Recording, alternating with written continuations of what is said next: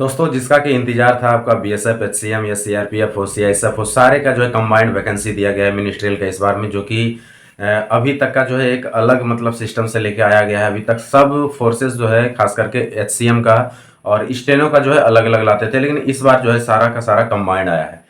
पूरा डिटेल है इसमें, एक एक चीज मतलब सारा चीज दे दिया गया है कि सिलेबस क्या रहने वाला है आपका, एज क्या रहने वाला है, कौन कौन फॉर्म भर सकते हैं, क्या इसमें जो है डिपार्टमेंटल कैंडिडेट भर सकते हैं या नहीं, सिर्फ सिविल वाले भरेंगे, सारा चीज है। पोस्ट वगैरह अप्लाई ऑनलाइन भी शुरू हो गया है, तो एक एक चीज इसमें देख लीजिएगा, लास्ट तक देखिएगा, सारा चीज समझ में, सारा डाउट क्लियर हो जाएगा। टाइपिंग वाइपिंग एग्जाम सिलेबस सारा चीज क्लियर है। तो चलिए दिखाते हैं इसमें। सबसे फर्स्ट में तो मैं ये बता दूं कि आपका जो वैकेंसी है ये आप सभी ने देख लिए होंगे। जो टोटल वैकेंसी है ये BS CRPF, BSF, CISF, ITBP, SSB, AR सब में है।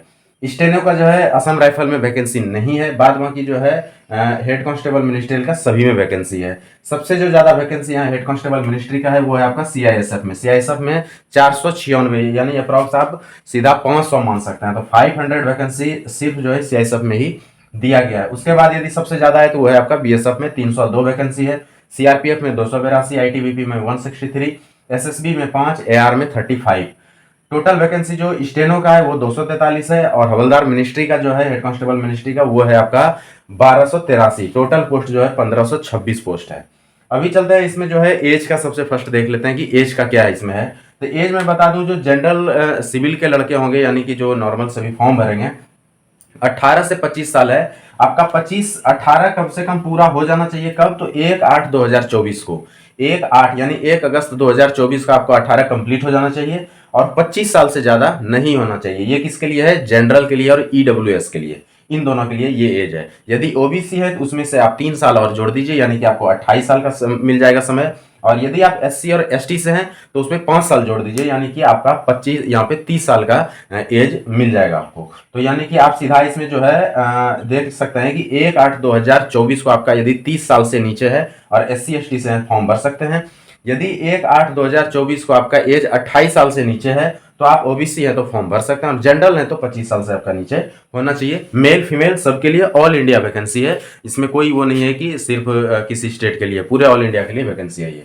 अभी चलेंगे, सबसे फर्स्ट फेज जो आपका होने वाला है वो होगा आपका पीएसटी, यानी कि फिजिकल इफिशिएंसी टेस्ट जिसको बोलते हैं। ये स्टैंडर्ड टेस्ट भी, पीएसटी भी बोल सकते हैं उसको। तो पीटी या पीएसटी ये दोनों होगा। इसमें जो आपका फर्स्ट फेज में होने वाला है ये है, इसमें देखिए सबसे फर्स्ट में हाइट आपका होगा, हाइट है, चेस्ट है और वेट, 3 चीजें आपका होने वाला है। तो यहाँ पे जो हाइट आपका मेल के लिए होगा वो 165 सेंटीमीटर होगा, और आपका चेस्ट जो है मिनिमम 70 होना चाहिए, और फुलाने के बाद यानी 5 सेंटीमीटर आपको फुलाना पड़ेगा, और 5 सेंटीमीटर फुलाने के बाद जो आपका चेस्ट 82 सेंटीमीटर यहाँ पे होना चाहिए। उसके बाद फीमेल के लिए जो है 155 सेंटीमीटर है लड़कियों के लिए, और उसका जो है यहाँ पे यहाँ एक चीज है, इसको आप हटा दीजिए। फीमेल के लिए सिर्फ हाइट हाइट होगा और कुछ नहीं होगा। और मेल में ही जो कि एससी एसटी से हैं उनका चेस्ट में थोड़ा सा छूट दिया गया है, वो आपका होगा 76 से 81 सेंटीमीटर, लेकिन हाइट में कोई छूट एससी एसटी को नहीं है। लेकिन फीमेल में एसटी को जो है 150 सेंटीमीटर है, यानी कि उनको हाइट में छूट है। प्लस जितने भी फीमेल है, चाहे वो जनरल का भी हो, और यदि पहाड़ी एरिया से बिलोंग करती है, जैसे आपका जो जे के साइड का है, या फिर आपका जो है लद्दाख वगैरह का है, फिर नागालैंड हो गया, इस सब साइड के जो भी हैं उनका भी 150 सेंटीमीटर ही यहाँ पे हाइट होने वाला है। उसके बाद चलते हैं हम लोग हाइट के बाद जो है आपका सिलेबस में, जो कि मेन चीजें हैं कि सिलेबस इस बार क्या होने वाला है, क्योंकि इस बार कंबाइंड है। सबसे पहले क्या होता था ना कि सारे का अलग अलग था, तो सबका सिलेबस भी थोड़ा सा डिफरेंस था। ये बार कंबाइंड है तो क्या होगा सिलेबस, लेकिन सिलेबस जो मैं देख रहा हूँ, क्योंकि बीएसएफ कंडक्ट करा रही सारा चीज, तो मैं देख रहा हूँ कि सिलेबस भी बीएसएफ वाला ही डाला गया है, और चांसेस है जब सिलेबस क्लियर कर दिया गया है तो यही रहने वाला है, चेंज नहीं होगा। तो बीएसएफ का जो सिलेबस है आप सभी को पता था, इसमें जो है आपका हिंदी या इंग्लिश 20 नंबर का होने वाला है। आपके मन पे आप हिंदी में टेस्ट देंगे या इंग्लिश लैंग्वेज में, तो वो आपका 20 नंबर का होगा। उसके बाद रीजनिंग जो है वो आपका 20 नंबर का यहाँ पे होने वाला है। उसके बाद मैथमेटिक्स जो है वो 20 नंबर का है।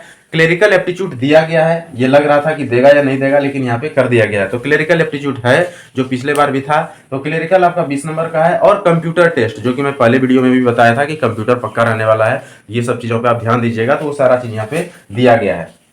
आपका सीबीटी बेस्ड एग्जाम होने वाला है, यानी कि आपका कंप्यूटर बेस्ड एग्जाम होगा। तो आपने सिलेबस देख लिए, आपका हिंदी या English, reasoning, maths, clerical aptitude, computer, ये सारे चीज होने वाले हैं। टोटल 100 क्वेश्चन होंगे और 100 ही नंबर होंगे। एक क्वेश्चन पे 1 नंबर आपका होने वाला है।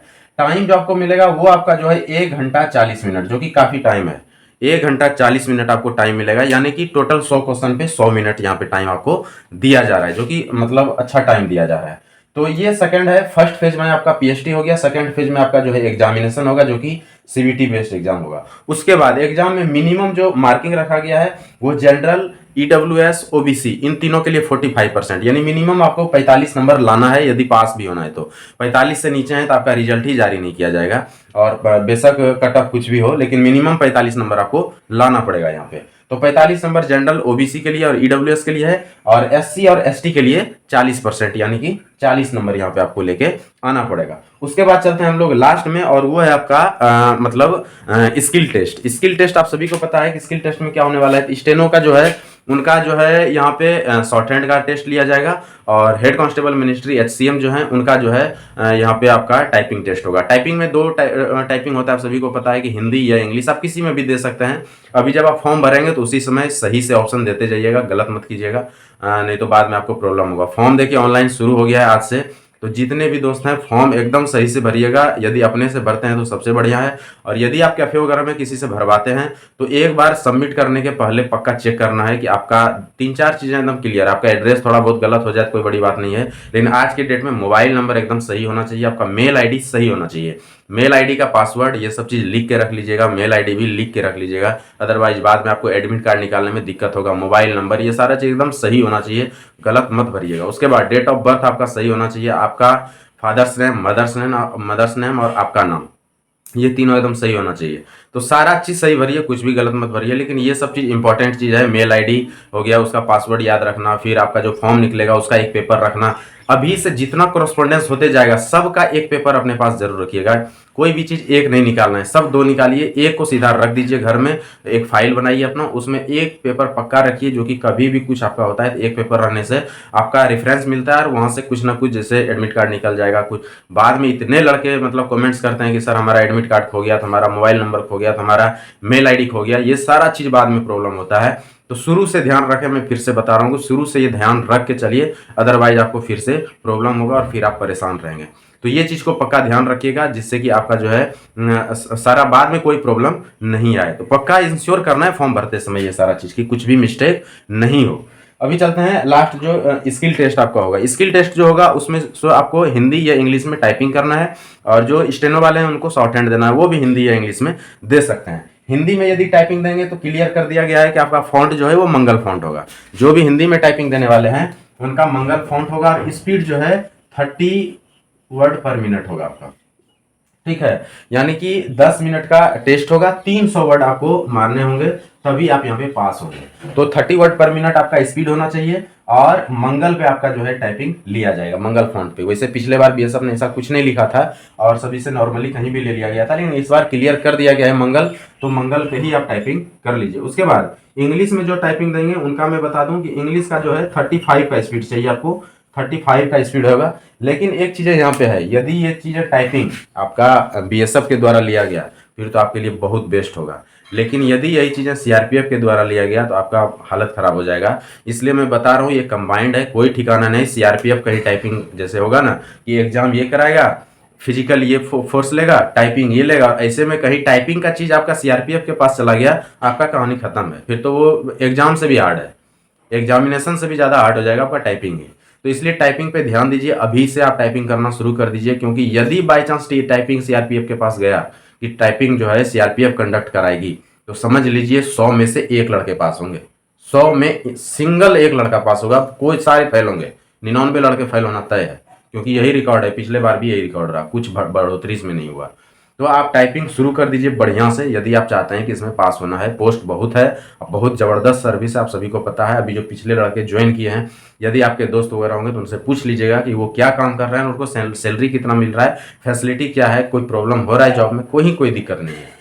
तो ये चीज़ें हैं, बहुत अच्छा जॉब है, अच्छे सभी मतलब इस फॉर्म को भरने लगे आजकल। तो टाइपिंग पे पक्का ध्यान दीजिए, अदरवाइज नंबर आपका बहुत भी आ जाएगा तो भी कोई फायदा नहीं है, और टाइपिंग भी बहुत कर लेंगे और एग्जाम पास नहीं कर पाए फायदा नहीं है। तो दोनों को आपको लेके चलना पड़ेगा, तभी आप जो है निकाल पाएंगे। इसके अलावा इससे रिलेटेड कुछ भी और जानकारी चाहिए कमेंट्स कीजिएगा, हमारे अनुसार हमने सारा चीज़ आपको बता दिया है। फॉर्म आज से शुरू हो गया है और 8/7 तक चलेगा ये, ठीक है। जुलाई को 8 जुलाई तक ये फॉर्म ऑनलाइन चलने वाला है। ऑनलाइन जो एप्लीकेशन फॉर्म आप करेंगे अप्लाई, तो फी बहुत कम है, 100 रुपया है, तो नॉर्मल फी है, कोई दिक्कत नहीं। आप अपने मोबाइल से भी भर सकते हैं, लैपटॉप से भर सकते हैं, या फिर कैफे में जाके आप भरवा सकते हैं। तो पूरा चीज़ें आपने देख लिया होगी। हमारे हिसाब से मैंने सारा चीज़ इसमें बता दिया है, सारा चीज़ कवर भी किया है। सेंट्रल गवर्नमेंट एम्प्लॉय के लिए मैं नहीं बता पाया शायद, जो डिपार्टमेंटल कैंडिडेट हैं उनको मैं बता दूं, यहाँ पे उनके लिए स्पेशल वैकेंसी तो नहीं दिया गया है, लेकिन इसमें एज रिलैक्सेशन कर दिया गया है। यदि आप सेंट्रल गवर्नमेंट एम्प्लॉय हैं तो एज जो है जनरल और ओबीसी ईडब्ल्यूएस के लिए 40 साल है और एससी एसटी के लिए 45 साल है, तो काफी एज है। फॉर्म आप भर सकते हैं, कहीं कोई दिक्कत इसमें नहीं है। इसके अलावा कुछ जानकारी चाहिए कमेंट्स कीजिए, पक्का कमेंट्स कीजिए, रिप्लाई मिलेगा। वीडियो अच्छा लगा हो तो लाइक करें, सब्सक्राइब जरूर कर दें इस चैनल को, जो भी नए दोस्त हैं जो जिन्होंने अभी तक नहीं किया। आज के लिए इतना ही, थैंक यू, धन्यवाद।